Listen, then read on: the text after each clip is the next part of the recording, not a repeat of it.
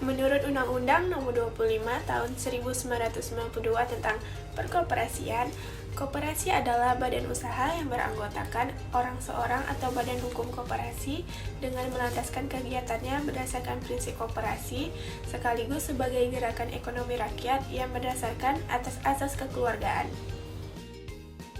Koperasi pertama kali diperkenalkan oleh seorang berkebangsaan Skotlandia yang bernama Robert Owen tahun 1771 sampai 1858. Setelah koperasi berkembang dan diterapkan di beberapa negara-negara Eropa, koperasi pun mulai masuk dan berkembang di Indonesia. Di Indonesia, koperasi mulai diperkenalkan oleh Patih R. Arya Wiryaatmaja pada tahun 1896 dengan melihat banyaknya para pegawai negeri yang tersiksa dan menderita akibat bunga yang terlalu tinggi dari rentenir yang memberikan pinjaman uang. Melihat penderitaan tersebut, Patih R. Arya Wiryaatmaja lalu mendirikan bank untuk para pegawai negeri. Beliau mengadopsi sistem serupa dengan yang ada di Jerman, yaitu mendirikan koperasi kredit. Setelah itu, koperasi mulai cepat berkembang di Indonesia. Pertama, diterbitkan Peraturan Perkumpulan Koperasi Nomor 43 Tahun 1915, lalu pada tahun 1927 dikeluarkan pula Peraturan Nomor 91 Tahun 1927 yang mengatur perkumpulan-perkumpulan koperasi bagi golongan bumi putra. Pada tahun 1933, pemerintah Hindia Belanda menetapkan Peraturan Umum Perkumpulan-Perkumpulan Koperasi Nomor 21 Tahun 1933. Peraturan tahun 1933 itu hanya diberlakukan bagi golongan yang tunduk kepada tatanan hukum barat, sedangkan Peraturan tahun 1927 berlaku bagi golongan bumi putra. Setelah pemerintah di Hindia Belanda menunjukkan sikap diskriminasi dalam peraturan yang dibuatnya, pada tahun 1908, Dr. Sutomo yang merupakan pendiri dari Budi Utomo memberikan peranannya bagi gerakan koperasi untuk memperbaiki kondisi kehidupan rakyat. Serikat Dagang Islam atau SDI tahun 1927 dibentuk bertujuan untuk memperjuangkan kedudukan ekonomi pengusaha-pengusaha pribumi.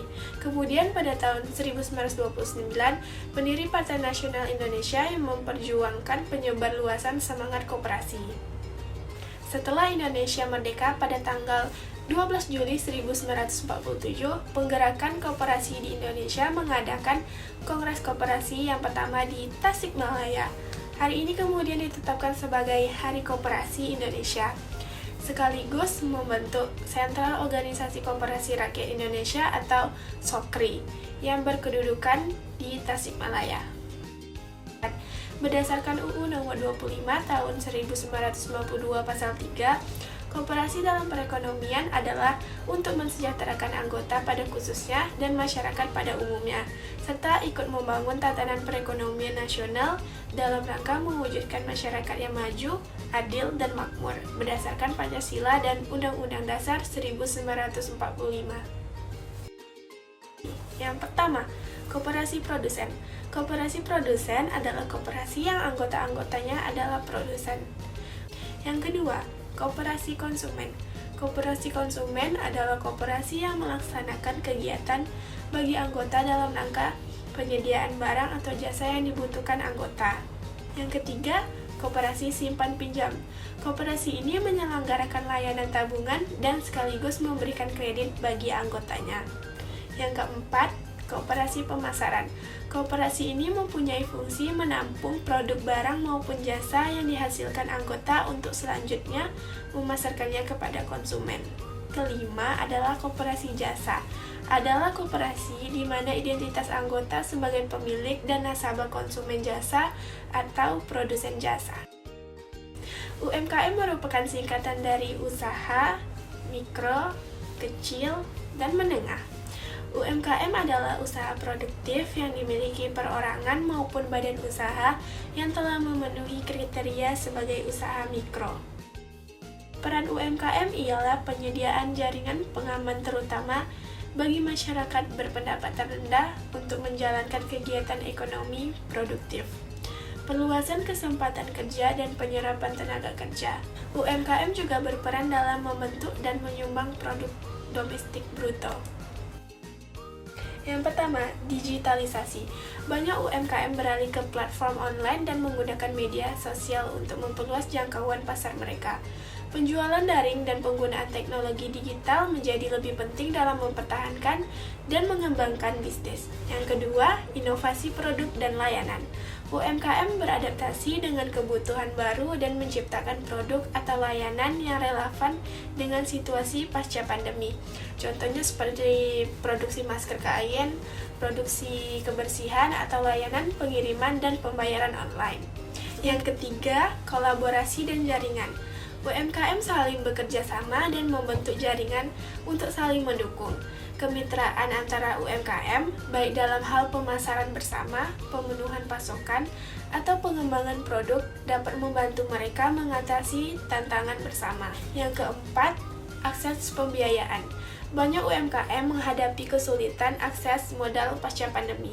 Oleh karena itu, program-program pembiayaan khusus, bantuan keuangan, atau dukungan melalui lembaga keuangan mikro dapat membantu UMKM untuk bangkit kembali. Kemenparekraf ialah singkatan dari Kementerian Pariwisata dan Ekonomi Kreatif. Menteri Pariwisata dan Ekonomi Kreatif atau Kepala Badan Pariwisata dan Ekonomi Kreatif, Menparekraf atau Menparekraf, Bapak Sandiaga Salahuddin Uno, mengajak seluruh pelaku usaha, khususnya UMKM, untuk dapat memanfaatkan program akses atau akselerasi keuangan syariah ekonomi kreatif dan pariwisata 2023 yang dihadirkan Kemenparekraf guna membantu UMKM memperoleh alternatif permodalan sehingga usaha mereka naik kelas.